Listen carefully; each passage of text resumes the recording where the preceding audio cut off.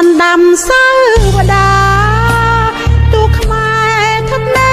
ទីណាក៏កុំភ្លេចថាជាខ្មែរដូចគ្នាខ្មែរកុំស្អប់ខ្មែរត្រូវតែរួបរวมសាមគ្គីស្មោះស្ម័គ្ររួមសាងកម្ពុជាក៏សាងការពីប្រជាធិបតេយ្យខ្មែរមានវប្បធម៌ឈាមពណ៌តែមួយគួរតែរួមគ្នាលើកស្ទួយអង្គរជាត្រួយប្រលឹងស្មារតីខ្មែរក្រៅខ្មែរក្នុងពូជពង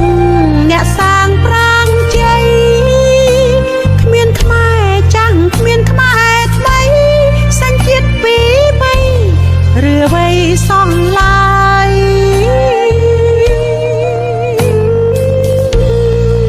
ពេ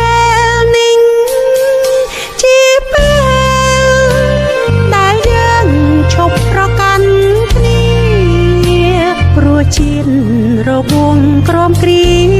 រងទុក្ខវេទនាច្រើនសតវត្សហើយ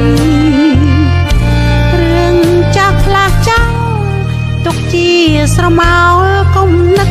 ទៀតឡើយកាន់ដៃគ្នាស្មោះសាងត្រើយអោខ្មែរអើយចាំកុំបីឃ្លាតបណ្ដាំសាវតាទឹកនេត្រាខ្មែរហៀហោនៅរួចឆ្នាំខែក៏ព្រួងតែខ្មែរភ្លេចប្រលឹងជាតិប្រាសាទអង្គរឈរយំក្រំទ្រូងចង់អៀតបើខ្មែរនៅតែបែកឃ្លាតតើប្រទេសជាតិទៅជាយ៉ាងណា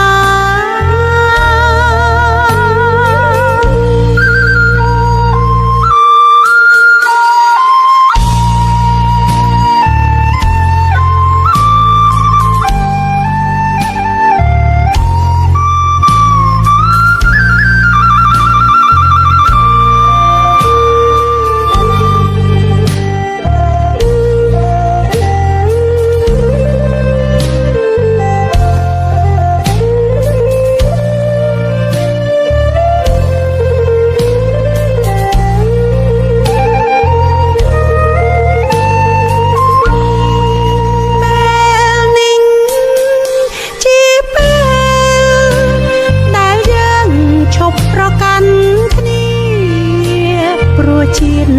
របួងក្រមគ្រារងទុក្ខវេទនាច្រើនសតវត្សហើ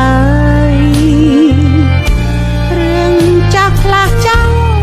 ទុកជាស្រមោលកុំនឹកទៀតឡើយកាន់ដៃគ្នាស្មោះសាងត្រើយអោខ្មែរអើយចាំកុំបីឃ្លាតបណ្ដាំសាវតាទឹកនេត្រា